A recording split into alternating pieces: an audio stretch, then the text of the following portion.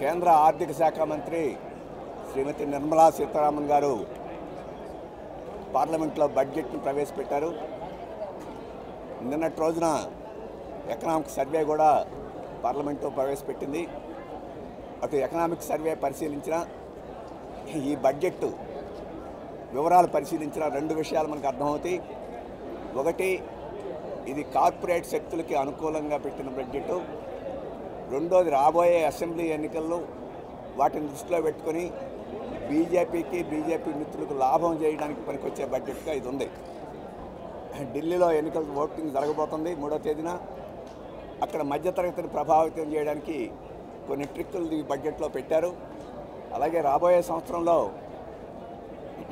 ఈ సంవత్సరంలోనే బీహార్లో అసెంబ్లీ ఎన్నికలు జరగబోతున్నాయి. కాబట్టి ఆ బీహార్లో ప్రజలను ఆకర్షించడానికి కొన్ని పథకాలు ప్రకటించారు. ఇవి తప్ప ప్రజలకు ఉపయోగపడి ఈరోజు ఆర్థిక వ్యవస్థని పునరుజ్జీవింపజేయడానికి పనికొచ్చే సమస్యలు దీంట్లో ఏమి లేవు. ఎందుకంటే ఎకనామిక్ సర్వేలో స్పష్టంగా చెప్పారు, మన ఆర్థిక వ్యవస్థ పెరుగుదల ఆగిపోయింది, 6.4% మాత్రమే ఉందని చెప్పేసి ఎకనామిక్ సర్వేలో చెప్పారు. వచ్చే సంవత్సరం కూడా 6.3 నుంచి 6.8 మధ్యలో ఉంటుందని చెప్పేసి చెప్పారు. దీన్ని బట్టి మన ఆర్థిక వ్యవస్థ చాలా కుంటుకుంటూ నడుస్తుంది, చాలా సమస్యలతోటి ఉన్నది. దీన్ని అధిగమించాలంటే బడ్జెట్లో ప్రజల కొనుగోలు శక్తిని పెంచే భారీగా పథకాలను ప్రవేశపెడితే తప్ప సాధ్యం కాదు అని చెప్పేసి మనకు అర్థమవుతుంది. అటువంటి పథకాలు ఏమీ లేవు. నిన్న ఎకనామిక్ సర్వేలో చెప్పింది ఏంటంటే, బాగా కార్పొరేట్ శక్తుల యొక్క లాభాలు చాలా అధికంగా ఉన్నాయి. ఆ లాభాలు సృష్టించే శ్రామికుల యొక్క వేతనాలు గత 20 సంవత్సరాలు స్టాగ్నేట్ అయిపోయినాయి, పెరుగుదల లేదు. వారి వాటా పెంచాలి, వారి జీతాల వాటా పెంచాలి అని చెప్పేసి దాంట్లో పేర్కొన్నారు. వాటా పెంచితే కొనుగోలు శక్తి వస్తే ఆర్థిక వ్యవస్థ ముందుకు పోతుందని చెప్పేసి వారు ప్రవేశపెట్టిన ఎకనామిక్ సర్వే చెప్పారు. కానీ అటువంటి మార్పులు ఏమీ చేయలేదు. ఇప్పుడు ఇన్కమ్ ట్యాక్స్ స్లాబులు పెంచాము అని చెప్పేసి ఇంకొక వారం తర్వాత ఇన్కమ్ ట్యాక్స్ బిల్లు కూడా పెట్టబోతున్నామని చెప్పేసి ఒక ప్రకటన చేశారు. దాంట్లో ఇచ్చే రాయితీలు అది భిక్షం వేసిన రాయితీలు తప్ప దానివల్ల పెద్ద ప్రయోజనం ఏం లేదు. అలాగే ఓల్డ్ పెన్షన్ స్కీమ్ని ఈరోజు అమలు జరిపితే, న్యూ పెన్షన్ స్కీమ్ స్థానంలో ఓల్డ్ పెన్షన్ స్కీమ్ని అమలు జరిపితే చేతుల్లోకి బాగా డబ్బులు వస్తాయి మధ్యతరగతికి. ఆ రకంగా దేశ ఆర్థిక వ్యవస్థకు లాభం జరుగుతాయి. దాని గురించి ఏమీ మాట్లాడలేదు ఈరోజు. అలాగే పోయిన సంవత్సరం బడ్జెట్లో ప్రవేశపెట్టిన కొత్తగా ఉద్యోగాలు ఇచ్చే వాళ్ళకి ఇన్సెంటివ్స్ అని చెప్పేసి అన్నారే పోయినసారి బడ్జెట్లో, అవే మళ్ళీ చెప్పారు తప్ప కొత్త ఏమీ లేవు. ఆ ఇన్సెంటివ్స్ కూడా పెద్ద కార్పొరేట్కి వర్తించే తప్ప ఇంకోటి కాదు. అలాగే ఈ బడ్జెట్లో అన్ని రాష్ట్రాలకి తీవ్రమైన అప్పుల్లో ఉన్నాయి కాబట్టి వాటికి ఆర్థికంగా మద్దతు వస్తుందని చెప్పేసి ఆశపడితే అది కూడా లేదు. ఇంతకుముందు ప్లానింగ్ కమిషన్ చైర్మన్లుగా చేసిన పెద్దలందరూ చెప్పారు, ఇప్పుడు రాష్ట్రాలకి మొత్తం ఆదాయంలో 32% మాత్రమే ఇస్తున్నారు. ఈ బడ్జెట్లో 50% ఇవ్వాలని రాష్ట్రాలని అడిగి 50% పెంచుతామని చెప్పేసి ఇప్పుడు వరకేమీ చెప్పలేదు. ఆ రకంగా రాష్ట్రాల చేతుల్లోకి డబ్బులు వస్తే ప్రజల చేతుల్లోకి డబ్బులు వస్తాయి, ప్రజలకు మేలు జరుగుద్ది. కానీ దాని గురించి ఊసే అక్కలేదు. మరి రాష్ట్రాల చేతుల్లోకి డబ్బులు ఇవ్వడం లేదు, ప్రజల చేతుల్లోకి డబ్బులు ఇవ్వడం లేదు. మరి ఏ రకంగా ఆర్థిక వ్యవస్థ ముందుకు పోతుందని చెప్పేసి నేను అడుగుతున్నాను. వాస్తవంగా అన్ని రాయితీలు ఈరోజు కార్పొరేట్ శక్తులకు ఇచ్చిన రాయితీలే కనపడుతున్నాయి. కాబట్టి దీనికి తీవ్రమైన అభ్యంతరం పెడుతున్నాం. ఇక రెండో విషయం, సంస్కరణలు వేగవంతం చేస్తామన్నారు. ఏవి సంస్కరణలు? పేద ప్రజలకు మనకు వచ్చే సంస్కరణలా, లేకపోతే కార్పొరేట్ శక్తులకు సంబంధించిన సంస్కరణలు అనేది? మొత్తం ప్రైవేటీకరణ అనేది ఈ మొత్తం బడ్జెట్లో ముద్ర వేసినట్టు మనకు కనపడుతుంది. ఇన్సూరెన్స్ రంగంలో విదేశీ పెట్టుబడి 100% పెంచుతూ ఉన్నారు. మైనింగ్ రంగంలో ఈ ప్రైవేటీకరణ ఇంకా వేగం చేస్తామని చెప్పారు. ఇప్పుడు చేపల రంగంలో అంటే మెరైన్ ప్రోడక్ట్స్ వీటన్నిటిలో ప్రైవేట్ రంగాన్ని తీసుకొచ్చి పూర్తిగా మామూలు చేపలు పట్టే వాళ్ళని పక్కన నెట్టి పెద్ద కార్పొరేట్ సంస్థల్ని అప్పగించేదానికి వాళ్ళు సిద్ధమవుతున్నారు. అలాగే పవర్ సెక్టర్ రిఫార్మ్స్ అంటే విద్యుత్ పంపిణీని ప్రైవేటీకరణ చేయడం. విద్యుత్ ప్రైవేటీకరణ చేస్తే 5.5% 0.5% అప్పు చేసుకునేదానికి రాష్ట్రాలకు అవకాశం ఇస్తారు. అంటే అప్పు చేసుకునేదానికి ఎరజూపి ఈరోజు విద్యుత్ ప్రైవేటీకరణని ప్రోత్సహించడానికి ఈ బడ్జెట్లో ఉంది. విద్యుత్ ప్రైవేటీకరణ ప్రోత్సహించుంటే అదానీని ప్రోత్సహించడమే లేదా అదానీ మిత్రుల్ని ప్రోత్సహించడమే. కాబట్టి మొత్తం ప్రైవేటీకరణ ఇప్పటి వరకు ఇంకెక్కడెక్కడైనా మిగిలి ఉంటే వాటన్నిటిని కూడా ప్రైవేటీకరణ చేయడానికి కోసం ఇంకోటి కూడా చెప్పారు, అసెట్ మానిటైజేషన్. అంటే ప్రభుత్వ భూములన్నింటినీ అమ్మేసి డబ్బులు చేసుకోవడం. 10 లక్షల కోట్ల రూపాయలు ఈ ఆస్తులను అమ్మేసి ప్రభుత్వాలు తీసుకుంటాయట.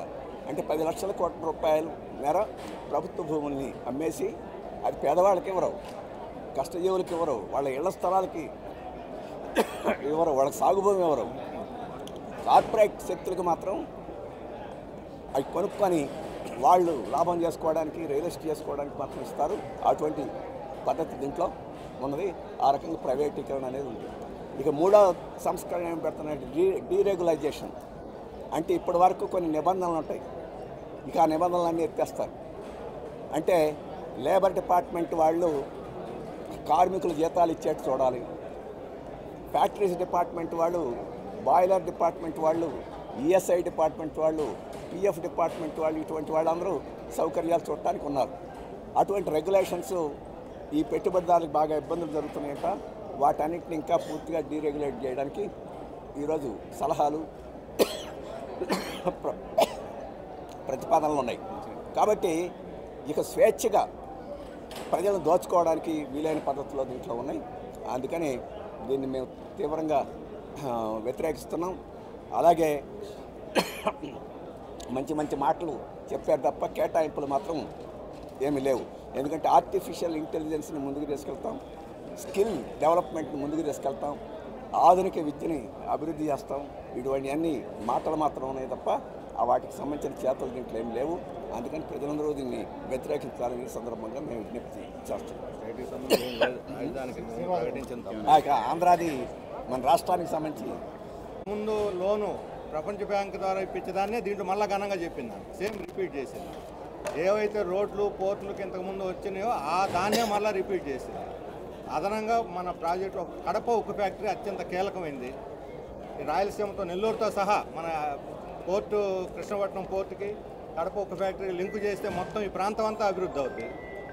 అట్లాగే పోలవరం ఈరోజు మనకి చాలా కీలకమైంది. వేటికి నిధులు ఇవ్వలేదు, అభివృద్ధికి సంబంధించిన నిధులు, రాష్ట్రాభివృద్ధికి సంబంధించిన నిధులు ఇవ్వాల. కాంట్రాక్టర్లు కట్టబెట్టడానికి, బిల్లులు ఇవ్వడానికి సరిపడే ఇన్ఫ్రాస్ట్రక్చరు, దేశవ్యాప్తంగా ఉన్న రోడ్లు, హైవేలు లేదా పోర్టులు వాటిల్లో భాగంగా మన రాష్ట్రానికి తప్ప రాష్ట్రానికి ప్రత్యేకంగా ఒక పైసా ఇవ్వలేదు, సున్నా చుట్టారు.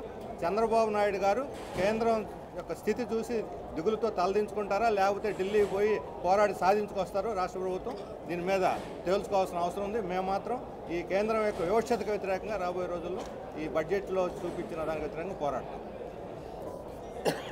రాష్ట్ర 27వ మహాసభల సందర్భంగా భారత కమ్యూనిస్ట్ పార్టీ రాష్ట్ర సమితి తరఫున వారందరికీ అభినందనలు తెలియజేస్తూ ఉన్నాను.